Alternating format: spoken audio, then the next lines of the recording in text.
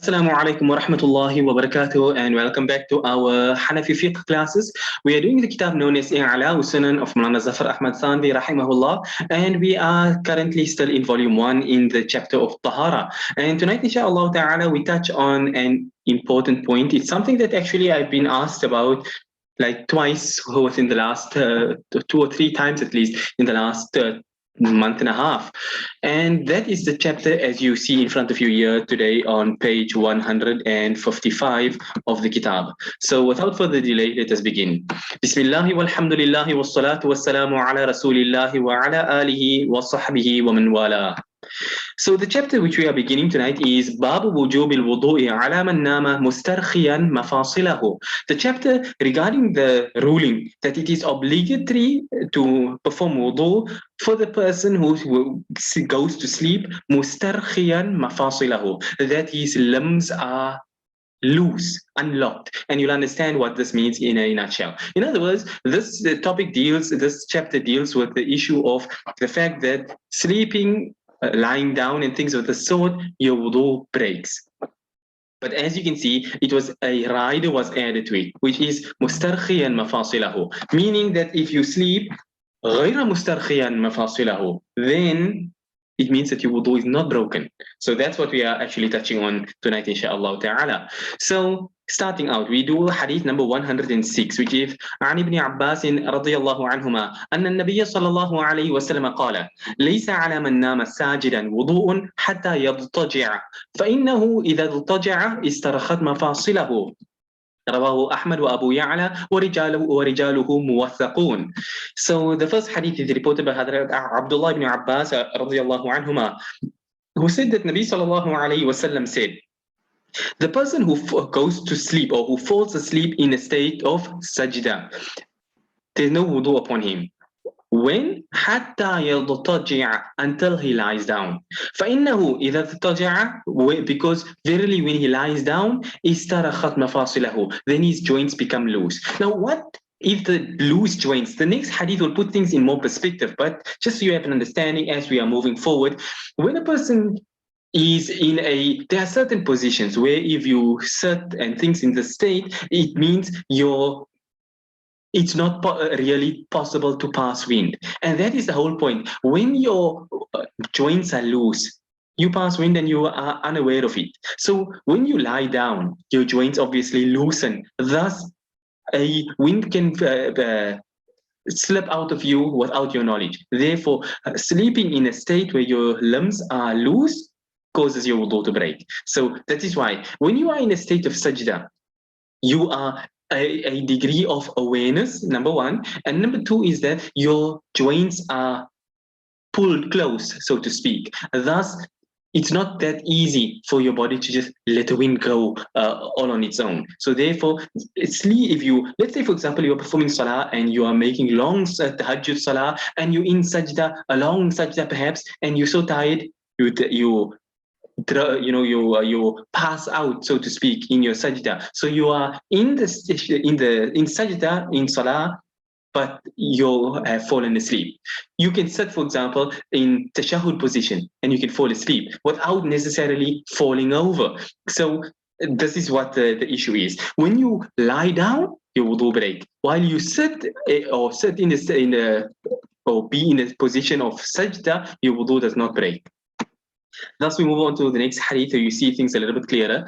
Hadith number 107. عن علي بن أبي طالب رضي الله عنه قال قال رسول الله صلى الله عليه وسلم وكاه الساهي العينان فمن نام فليتوضأ. رواه أبو داود وحسنه المنذري وابن صلاح والنووي كذا في التلخيص الحبير. Hadrat Ali radiallahu anhu, he reports that Rasulullah sallallahu alayhi wasallam said that let's put it this way, to put it figuratively, that the protection, the lock of of a wind being able to escape from a person is the eyes. The eyes are the lock. So faman nama, when you go to sleep, your eyes close, you fall asleep, your mind is not there, thus the lock opens. When the lock opens, a wind can escape. And that's basically what it is. So faman nama, so whoever sleeps, then let him make wudu. And thus you see how this hadith links with the previous one, which is the fact that sleeping in a state where your joints are loosened, that is what causes your wudu to be nullified. But for example, let's say, and the fuqaha have explained this in the books of fiqh, that for example, like I said, you are sitting in a tashahhud form in your salah, and I mean, many people would have experienced such a thing, I assume. And you're sitting in the shahud form and you drowse. People have a thing where they say they call it catching fish. Your head is nodding and you catch yourself like that. So you have there are some people. Yes, some people fall over. Their eyes closed and they fall topple over. But some people, their eyes closed, their head bends, but they still remain seated as they are. Like some people will be in sajda totally asleep. So therefore, if your joints, if you are in such a position where your and the fuqaha have mentioned these words, that if your buttocks is firmly planted on the ground, or in the case like you see today, you have these plastic chairs, for example, so you are firmly on the chair. It does not allow for, you have to shift before you yourself for a wind to be let loose. So therefore, if you are in a state like this, that you are sitting and you are firmly planted on the ground, which prevents a wind from escaping, then while you are asleep in that state, your wudu will remain intact.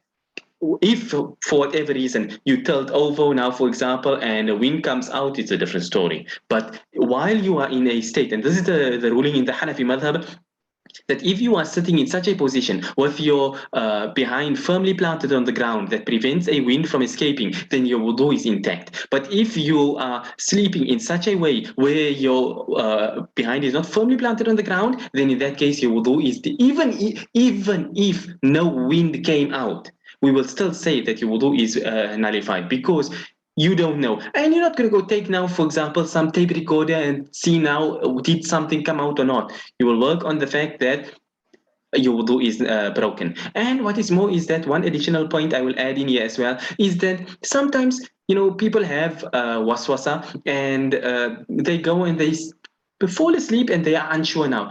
Was I firmly down or not? If you're going to be having doubts, and some people have OCD with regards to their doubts, then on the side of caution, put your mind at ease and make your wudu, because repeating your wudu is not something that will go to waste at all. So if you find yourself in such a situation where you are unsure if you fulfill the criteria, then you just repeat your wudu. And if, like I say, you're going to be having waswasa, OCD type, then repeat your wudu. Then you know for certain it's not going to come up. And some people have this OCD.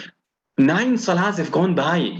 Now he thinks, you know what? I should make qada. Now you've got 9 salahs to make qada of. So if you're going to be going down that route, then rather just repeat your wudu and make your salah. But that does not mean that the person whose mind is normal and he's aware of the fact that he was firmly planted in a proper position and no wind had escaped from him, you can't now come and tell him you're doing the wrong thing. You should go and make wudu again. No, his wudu did not break, so there's no need for him to repeat his wudu. And Allah knows best. So, in any case, that was the hadith number 107. It's reported by Imam Abu Dawud. Imam al-Mundhiri, rahimahullah, graded it as being Hassan. So did Imam Ibn Salah. So did Imam al-Nawawi, rahimahumullah. So, you've got big muhaddithin that have graded it as being authentic, reliable. So, therefore, this is what the fatwa is upon. Let's move on to hadith number 108. عن يزيد بن قسيط أنه سمع أبا هريرة رضي الله عنه يقول: ليس على المحتبي النائم ولا على القائم النائم ولا على الساجر النائم وضوء حتى يضطجع، فإذا اضطجع توضأ. رواه البيهقي وإسناده جيد موقوف. التلخيص الحبير. So Yazid ibn Qusayt, he says that he heard Hazrat Abu Huraira radiyallahu anhu saying. Now this is, you can say it is the fatwa of Hazrat Abu Huraira radiyallahu anhu, but it's not again something he would come up with himself unless he had gained this from Rasulullah sallallahu alayhi wasallam. And you can see based on the previous 2 ahadith how this fits in as well. So the first thing Hazrat Abu Huraira radiyallahu anhu said is the muhtabi. What is muhtabi? Muhtabi is to sit in a position which is known as ihtiba. Now, if you go to Google and you type in on Google Images ihtiba, IHTIBA or BA, depending on which transliteration system you are using, you'll see where a person is sitting with his behind firmly on the ground, his knees raised up in this manner. It is very common in Yemen, in Syria, in the Hijaz, and so on and so forth, even in Iraq, in these places. Now, what some people would do is, you've got these, like the Palestinian scarves, Saudi scarves, those shimar types as they are called, and they would now take that scarf and tie it behind their back and make a knot around their knees. So it's like, you've got in today's time all these resistance bands when it comes to gym equipment. So you've got think of it as a resistance band being put from around your back till around your knees.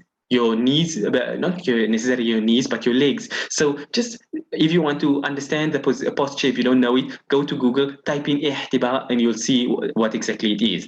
So it is when some people, what you can also do is you sit with your behind on the floor, your knees raised, and you have your hands around your hands in front of your legs. Basically with your fingers interlocked, or like you would be holding your one hand, holding the other, and but it's like you make a lock in that way, and that prevents you. It's, so to speak, like a chair as well. Some people you'd see in Syria and those places, Yemen and them, they would take sometimes a small shawl type thing as well, tied from behind their back to in front of the legs, and then like, so to say, you sitting like in a recliner in that manner, because you don't have to keep yourself up, reclining in this manner. Try it yourself. Just stay yourself at home, and you can feel the difference. Now, like I say, you can put your hands around and hold yourself in that way, but obviously you're keeping yourself. But try putting even take a towel if you don't have a shawl or something, and tie it in that manner and feel it keeps you in place, and you've got comfort in fact. So that is the state of ihtiba, the posture known as ihtiba. And a person who sits in ihtiba, like I said, your behind is on the floor, so it prevents you in a normal situation from being able to pass wind. So therefore, your wudu does not break in that situation. وَلَا عَلَى الْقَائِمِ النَّائِمِ. A person who is standing up and he falls asleep. And yes, there are people who can sleep standing up. So you are standing up and you fall asleep. Now, obviously, unless you are relaxed in a standing up state. Normally, standing up keeps your body tight, and thus it prevents the wind from coming out. So the person who stands to sleep, there's no wudu upon him. ولا على الساجد النائم. The person who is sleeping in a state of sajda, and we did this in the first hadith of this chapter, there's no wudu on him either. حتى يضطجع, until he lies down. Because فإذا اضطجع توضأ. Because when you lie down, then you need to make wudu. So when you lie down and you sleep, your wudu comes in that case. So this is the norm. Lying down is when your body is now loose and free. I mean, you can flop around as you want to on the bed because you are flat. But if you are sitting, standing, things like this here, you need a bit of presence of mind. So you're not as floppy, because if you are standing up and you lost control of your limbs, you'd collapse to the floor. So therefore, there's a bit more presence of mind, and that is what keeps your wudu intact, so to speak. But yeah, so that is he says Imam al-Bayhaqi rahimahullah reports this hadith, and sanad is jayyid. Jayyid is a terminology of hadith which means it is good, it is authentic, it is reliable. So you will come across it when you're doing mustalah al-hadith as well. And it is mawqoof. Mawqoof means that it stops by the sahabi, and he does not attribute it to Rasulullah sallallahu alaihi wasallam. So which leaves us with one of two situations. Number one, it can be the fatwa, so to speak, of Hazrat Abu Huraira radiyallahu anhu from his fiqh, that he came to this conclusion, and that is not actually from Rasulullah sallallahu alaihi wasallam. That's one option. Option number two is that it can actually be from Rasulullah sallallahu alaihi wasallam, but Hazrat Abu Huraira at this point wasn't exactly attributing it to Rasulullah sallallahu alaihi wasallam, despite it being from Rasulullah sallallahu alaihi wasallam. So both of these things can be meant by a mawqoof. But so what mawqoof simply means is that it stops by the Sahabi and is not, you have marfu' when it's attributed to Rasulullah sallallahu alayhi wasallam, and mawqoof when the Sahabi speaks it as if it is his words without saying it comes from Rasulullah sallallahu alayhi wasallam. But anyway, as far as the Hanafi and the Maliki madhahib are concerned, a mawqoof narration is sufficient to be used as proof, and you can derive rulings and things like this from it. Okay, so we've got a couple more minutes. I know I've taken a lot of your time and delayed and come late and everything, but let's do this one additional point over here. We're on page 158 of Us Sunan Volume 1, which is Babu Naqdi al-Wudu'i min al-Qahqahati fi salati. Now, this is the point of difference between the madhahib, and the Hanafi madhab considers this to be one of the nullifiers of wudu. So therefore, it's not just a break of salah, it's a break of wudu as well. The chapter regarding the nullifying of that your wudu becomes nullified by laughing in salah. Outside of salah, laugh till the cows come home, laugh with the cows too, your wudu is not affected at all. But if you are performing salah and you laugh in your salah, an audible type of laugh, then your salah is broken. Your salah is broken firstly, your wudu is broken as well. Now, the other madhahib, or at least I should say, as far as I know, the Shafi'i madhab is not in agreement with this. They have their own viewpoint, and they say, no, it's your salah which is broken, not your wudu. But let's see what the hadith has to say, and we take it from there. So the hadith is hadith number 109. عن أبي موسى رضي الله عنه قال بينما رسول الله صلى الله عليه وسلم يصلي إذ دخل رجل فتردى في حفرة كانت في المسجد وكانت ببصره ضرر. Hazrat Abu Musa radiyallahu anhu, he said that while Rasulullah sallallahu alayhi wasallam was performing salah one day in the masjid, إذ دخل رجل, when a man entered and he fell into a hole which was in the masjid. And wakana bibasarihi dararun. He had weakness in his eyesight. In other words, he was almost blind. So he didn't see the hole and he tripped and he fell in the hole. فضحك كثير من القوم وهم في الصلاة. So many of the Sahaba radiallahu anhum that were present there, they, it wasn't like he died. It's like you have fails today. People have fail videos, epic fails and things of this sort. So somebody's tripping, somebody's falling, somebody tripped on a banana peel and people laugh for it. So many of the people that were there performing salah, they laughed. فأمر رسول الله صلى الله عليه وسلم من ضحك أن يعيد الوضوء ويعيد الصلاة. So Rasulullah صلى الله عليه وسلم commanded all of those that had laughed in their salah to repeat their wudu and to repeat their salah as well. رواه الطبراني في الكبير ورجاله موثق وفي بعضهم خلاف مجمع الزوائد.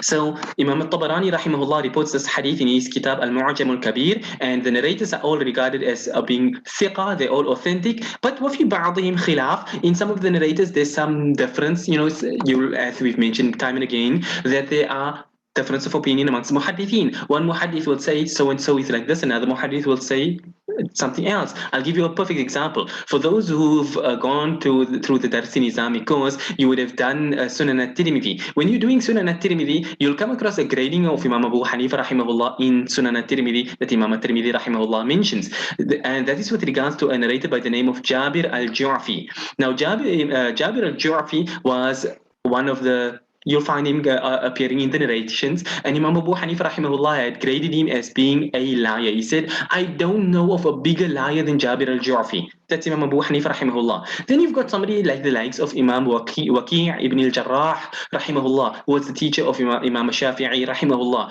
and he in turn had a totally different opinion to Imam Abu Hanifa, and he said that were it not for Jabir al-Ju'fi, it's like a great amount of people would not have words to the effect that so many people would not have had hadith had it not been for Jabir al-Ju'fi. So where Imam Abu Hanifa graded him as being a liar, an unreliable person, Imam Waqi' felt he was a very good, upright, reliable person. So thus you will find it amongst the muhaddithin. Imam Bukhari says so, Imam Tirmidhi says so, Imam Abu Dawud says so, Imam Nasa'i said so, and they differ with one another. You'll find Imam Dara Qutni saying this narration is not authentic, Imam Ibn Qayyim saying this narration is not authentic, then you find Imam Tirmidhi saying the hadith is authentic. So I mentioned this before, that the science of Jarh wa Ta'adil is an ijtihadi science. That's why you find differences amongst the muhaddithin for various reasons. But we'll touch upon that point at a later stage, inshallah. But in any case, so as we mentioned time and again in this kitab here, there's no darar, there's no harm if there's a khilaf. So we just say there are reliable muhaddithin that have graded all of these narrators as being thiqa. Therefore, we are satisfied that this hadith is sufficient to be used as proof. But it doesn't end there. There are more narrations, as you can see. So moving on to hadith number 110. أخبرنا أبو حنيفة رحمه الله قال حدثنا منصور بن ذازان عن الحسن البصري عن النبي صلى الله عليه وسلم أنه قال بينما هو في الصلاة إذ أقبل رجل أعمى من قبل القبلة يريد الصلاة والقوم في صلاة الفجر فوقع في زبية فاستضحك بعض القوم حتى قهقه. I'll do it in portion. So Imam Abu Hanifa rahimahullah narrates this hadith. So Imam Abu Hanifa is sufficient for us as a proof, by the way. So Imam Abu Hanifa narrates from Mansur ibn Zazan from Imam Hassan al-Basri. Now, obviously, you see Imam Hassan al-Basri, who is one of the greatest of the tabi'een, and he's narrating it from Nabi sallallahu alayhi wasallam. Obviously, he was not born when Nabi sallallahu alayhi wasallam passed away. So obviously, he could not have heard this from Rasulullah sallallahu alayhi wasallam, or he would have been a Sahabi. So therefore, Imam Hassan al-Basri is not mentioning the name of the Sahabi who he heard this from. But for us, again, Hanafi and Maliki madhahib, this narration is what is known now as Mursal. We did Mawqoof previously, this is known as Mursal. So for the Hanafi and the Maliki madhahib, a Mursal narration is sufficient. It's good enough to use as proof. And what is more is that Imam Hassan al-Basri is from the Kibar Tabi'in. Tabi'in are broken into three distinct categories. Senior Tabi'in, those who were born, so to speak, in the time of Rasulullah sallallahu alayhi wasallam, but were babies, so they never met Nabi sallallahu alayhi wasallam. Then you have the Awsatut Tabi'in, the middle Tabi'in, those who came, they were born in the early days of the Sahaba radiyallahu anhum. And then you have Sigharu Tabi'in, the ending of the Tabi'in. For example, Imam Abu Hanifa rahimahullah is from the Sigharu Tabi'in. Why? Because he was born in the year 80 after Hijrah, at which time there were still about 100 and something or more Sahaba radiallahu anhum still alive, but obviously it's a far cry from 120 something thousand Sahaba radiallahu anhum that were once upon a time there. So therefore, Sigharu Tabi'in, low level, third level, second level, first level. Imam Hassan al-Basri is from first level, so obviously he's not narrating it from weak people, he's narrating it from Sahaba. So without question, we accept the narrations that he narrate directly from Rasulullah sallallahu alaihi wasallam, because any Sahabi that he heard it from, all the as-Sahabatu kulluhum adul. This is a principle of Mustalah al-Hadith, that the Sahaba radiyallahu anhum, all of them are trustworthy and reliable. So it's not even a question. If any Sahabi said something from Nabi sallallahu alaihi wasallam, we accept it as is. We don't, there's no Jarh wa Ta'adil was a Sahabi. Was the Sahabi reliable or not? No. Every Sahabi is reliable. So therefore, Imam Hassan al-Basri, we accept his Mursal narrations without an issue. So anyway, he said that while Nabi sallallahu alayhi wasallam was performing salah, إِذْ أَقْبَلَ رَجُلٌ أَعْمَى, when a blind man came on, مِنْ قِبَلِ الْقِبْلَةِ, he came on from the direction of the Qibla, يُرِيدُ الصَّلَاةِ, he was planning on joining the salah. Now, if you understand the way that Masjid al-Nabawi sallallahu alayhi wasallam was in the time of Rasulullah sallallahu alayhi wasallam, you understand it was not a big built-up structure as it is today. So the man was coming from the front of the masjid, yuridu salah, intending to join the salah. And وَالْقَوْمُ فِي صَلَاةِ الْفَجْرِ, and the Sahaba radiyallahu anhum, they were performing the Fajr Salah with Rasulullah sallallahu alayhi wasallam. So this blind man, he fell into a hole. فَاسْتَضْحَكَ بَعْضُ الْقَوْمِ حَتَّى قَهْقَهَا. So some of the people, finding it funny, they began to, let's put it this way, they began to snicker until they laughed audibly. فلما فرغ رسول الله صلى الله عليه وسلم قال من كان قهقه منكم فليعيد الوضوء والصلاة. After Rasulullah sallallahu alaihi wasallam completed the salah, Nabi sallallahu alaihi wasallam made this announcement that whoever had laughed amongst you in the salah, then let him go and repeat his wudu and his salah. رواه الإمام محمد في كتاب الآثار وفي الجوهر النقي. ثم قال أي ابن منده في معرفة الصحابة روى أبو حنيفة عن منصور بن زاذان عن الحسن عن معبد بن أبي معبد عن النبي صلى الله عليه وسلم قال من قهقه في صلاته أعاد الوضوء والصلاة. ثم ذكر ذلك بسنده عن معن عن أبي حنيفة. ثم قال وهو حديث مشهور عنه رواه أبو يوسف القاضي وأسد بن عمر وغيرهما إلى آخره. End quote as you would find it in English. قلت فهذا الحديث بسند الإمام مسند ومرسل ورجال كتاب الآثار ثقات مشهورون ومعبد هذا صحابي. Okay, so continuing on from where we were. So Rasulullah sallallahu alayhi wasallam now turned to the people and said, whoever of you had laughed in the salah, let him go and repeat his wudu and repeat his salah. Not just repeat his salah, but repeat his wudu and his salah. Not because he laughed and the wind came out, because obviously not everybody had a wind coming out when they laughed, but rather it is, and this is what we use as our dalil in the Hanafi madhab to say that whoever laughs in salah from Rasulullah sallallahu alaihi wasallam, we say this was a ruling put down. It wasn't, according to the Shafi'i madhab, they say that this was not meant that your wudu broke, but as a like a means of reprimanding them. It was to say, go and make your wudu and then make your whole salah over again. We say no, it was a command from Rasulullah sallallahu alaihi wasallam. Thus, laughing in salah becomes a nullifier of wudu as well.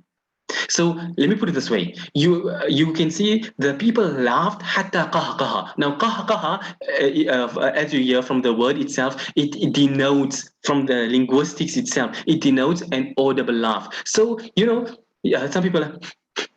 A type of sound, like a loud breathing, so to speak, or a smile. Let's put it this way: sometimes you're performing salah and people are now joking around, and you can hear it, and it's like you can't help a smile creeping up onto your face. That smile creeping up onto your face from something that is happening around you does not affect your salah.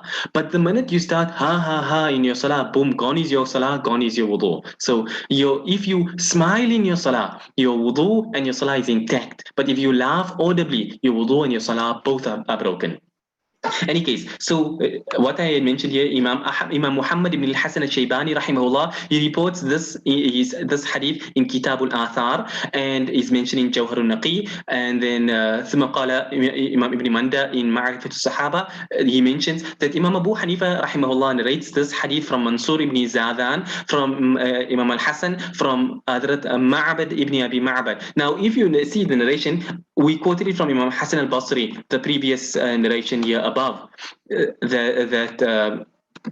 least the one that came from Imam al-Tabarani, from okay, no, okay, it's not this one, it was the second one. Oh, okay, this one here, from Imam Hassan al-Basri from Nabi sallallahu alayhi wasallam, and the Sahabis was not mentioned. But Imam Ibn Manda, he makes mention who the Sahabi was that Hadrat Imam Hassan al-Basri rahimahullah heard the hadith from. So he says the Sahabi's name was Hadrat Ma'bad ibn Abi Ma'bad radiyallahu anhu. And Hadrat Ma'bad, he heard it from Nabi sallallahu alayhi wasallam that Nabi sallallahu alayhi wasallam said, whoever laughs audibly in salah, he should repeat his wudu and his salah. So therefore, the hadith which Imam Hassan al-Basri was narrating was in fact from a Sahabi. So if you were arguing and say it's Mursal, Shafi'i and Hanbali madhab do not accept Mursal as being strong enough to derive a hukm shari'i from, then we say, according to this narration over here, the Sahabi is mentioned, Irsal is gone, so the full chain is there from Imam Abu Hanifa rahimahullah to Imam Mansur ibn Zadan, from Imam Hassan al-Basri, from Hadrat Ma'bad radiyallahu anhu, from Nabi sallallahu alayhi wasallam. So you've got a full chain of narration. There's no problem you can find with this chain.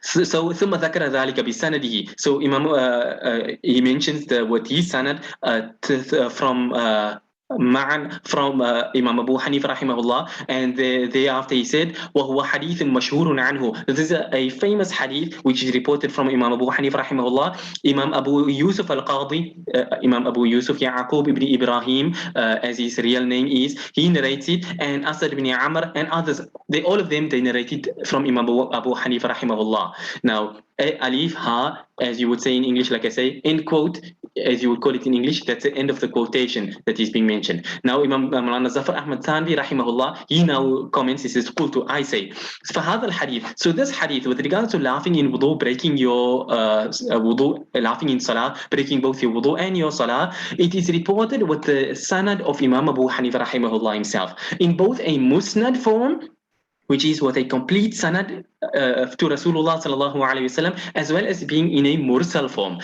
meaning with the sahabi not being mentioned. But he said, like I said, for Hanafi madhab, both mursal and musnad, both of them are fine. But even if you wanted to argue and say, well, we are Shafi'i, we don't take the mursal form, then there is a musnad form as well, which is with the sanad in its entirety. So it's reported from Rasulullah sallallahu alaihi wasallam. And Mulana Zafar Ahmad, he mentions that the narrators who are found in Kitab al-Athar, all of them are thiqatun mashhurun. They are all authentic, well-known, reliable people.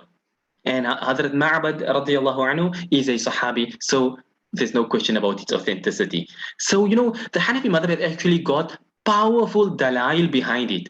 And people today some people tend to think Hanafi madhab has no dalil, you just make things up and things. In reality, if you look at the sanad of Imam Abu Hanifa, it's simply Mansur ibn Zadan to Imam Hassan al-Basri, to Hazrat Ma'abad. Hazrat Ma'abad is out of the question. He's a Sahabi, is reliable. Nobody has a question about the reliability of Imam Hassan al-Basri. You've got one additional tabi'i in the chain, Mansur ibn Zadan. And we know that Imam Abu Hanifa rahimahullah took from reliable people. Imam Abu Hanifa rahimahullah himself was reliable. So what fault can you find with the sanad? It's a tiny chain directly to Nabi sallallahu alayhi wasallam. And this is one of the longer type chains of Imam Abu Hanifa. So when Imam Abu Hanifa has given a ruling on something, he's not giving it on the hadith reported by Imam, for example, Imam Bayhaqi. Imam Bayhaqi came in the, still in the time of the Salaf, but much later, 100 and something years after Imam Abu Hanifa, did Imam Bayhaqi rahimahullah was only born. So,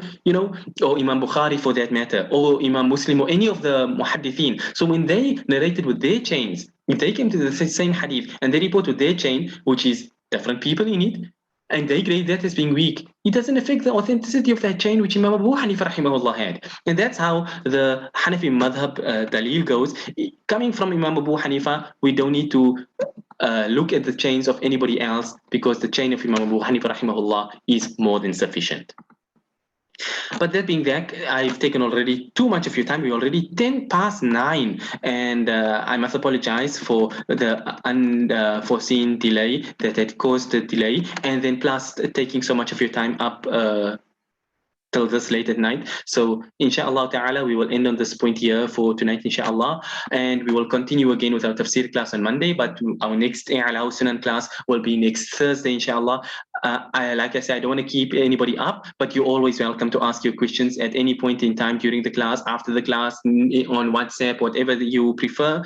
You are more than welcome. You don't have to wait until the end of the class to find a Q&A session. You're more than welcome to ask it at any point in time.